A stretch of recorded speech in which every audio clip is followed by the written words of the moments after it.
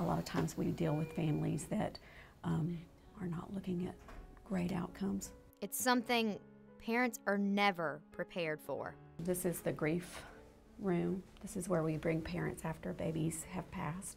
Mothers picture their first time that they will get to hold their child.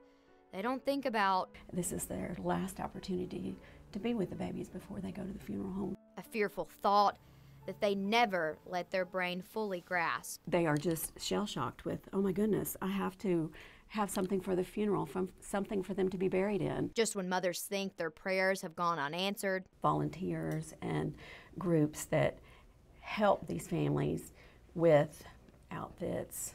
God sends an army of angels. Most of our gowns were made by mothers or volunteers that have lost before, and they were in this situation, so they know that it's the last thing on your mind. Beautiful gowns pieced together with love. So for this to be handmade and ready for them is like, It's just a godsend.